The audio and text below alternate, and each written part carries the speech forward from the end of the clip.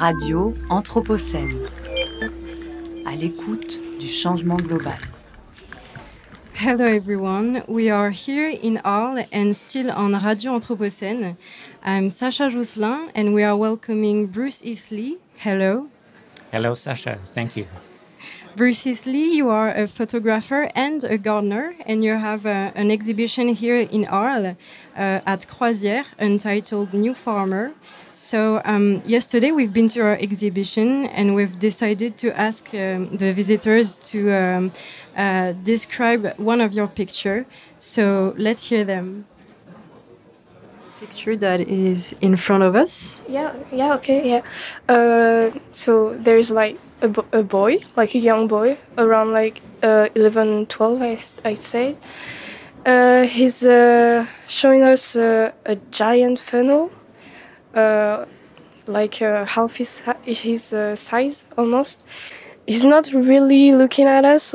He's like looking in the far from him. Yeah, I feel awkward looking at this picture, honestly. Okay, thank you very much. So we can see a small boy who is very proud because he just won a prize, maybe for a giant genetically modified fennel or something like that. So it's a small boy who poses for a photograph, and in his eyes we can already read that he is thinking about his wonderful future. Something really exciting is happening in his life. All those genetically modified fruits and vegetables. I think that he is ready to start to work in industry, in agriculture, in chemistry. And so he is very happy, and something giant is in his view. Okay, thank you very much. Could you describe this picture that is in front of us, please? Okay, there is a kid, probably 12 years old, holding a big vegetable, bigger than the usual vegetables that we see. There is a lot of carrots and other vegetables around. The background is flat and kind of red. And the picture looks a little bit like a painting. I think that because it was taken black and white and then painted on the top of it. And that's it. Thank you very much. You're welcome. Well, despite the accent, you may have recognized the picture in question. Yes, I have. What's the name of this picture? The name of this picture is, if I remember correctly, it's rather long. Peter Trimmel wins first prize for his giant fennel at the Kuma Giants Fair. I don't remember the year exactly, unfortunately. And what do you think of those visitors' perception? Did something catch your attention? Mm-hmm. Well, I think they're very accurate descriptions. So thank you for the visitors for describing this image. Something that definitely caught my attention was, I think it was the last comment about how it appears to be a black and white photo that has been colored in. Which is interesting in the context of the exhibition and what this image actually is. Yes. So indeed, your picture is really has a very Polish effect. How did you manage to create that effect?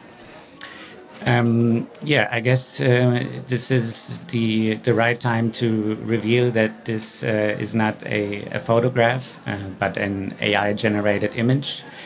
So maybe the perception of flatness, I think that was mentioned, and also the impression that it is a black and white photograph that has been colored in, could be, I guess, attributed to the fact that this is not a classic photograph, even though it is trying to imitate one. For your exhibition, you decided to focus on a specific moment in history during the 60s. Could you tell us more about that time and why did you choose that time? Mm-hmm. Yes, so the images that you see in the exhibition are all taken from a pamphlet that appears to have been published in the 1960s by an agricultural corporation called Kuma. The pamphlet documents the so-called Green Revolution, which was a series of technological innovations in agriculture that changed the way we grow our food and can be considered the origin of the industrial agriculture that we have today. I guess we've already heard that these are AI-generated images, so it should also be revealed that this is a fictional account of the Green Revolution. It takes inspiration from the actual story of the Green Revolution, but rather than ending in the giant fields of monocultures that surround us today, it ends in absurdly oversized vegetables. So indeed, in your work, humor has a really special place. What role does it play? Are you trying to make us laugh or scare us?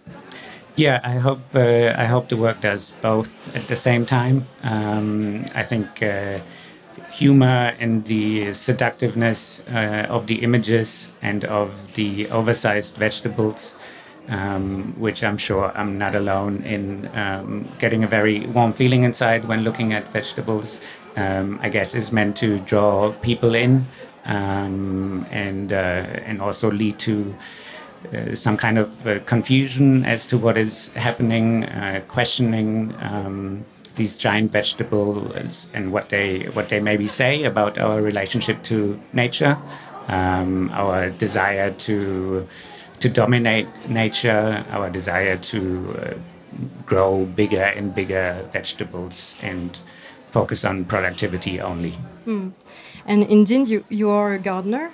How this practice affects your artistic work? Yeah, I mean, in this case, it is very much the origin of the work. The initial motivation came from my activity as a gardener and my desire to talk about the subject. I feel it is very much a subject not of our past, even though this work is from or pretending to be from a different time, but it is very much an issue of our present. In the past 100 years, we have lost 75% of plant diversity, and the industrial agriculture is a major contributor to climate change, biodiversity loss, and also inequality around the world. At the end, of your exhibition, there is scientists have totally lost control over their experiments, and we can read a repentance letter from them. Do you think that today big agricultural companies in our reality could do the same and admit their mistakes? It is a big question. I wish that was the case, and I hope maybe the pressure maybe by the general public can be enough for corporates to change ways, and I guess we will see. Yeah. Well, time flies. I have a last question. You really worked your exhibition beyond pictures with some fictional artifacts. Do you have the ambition to deploy your exhibition at a larger scale?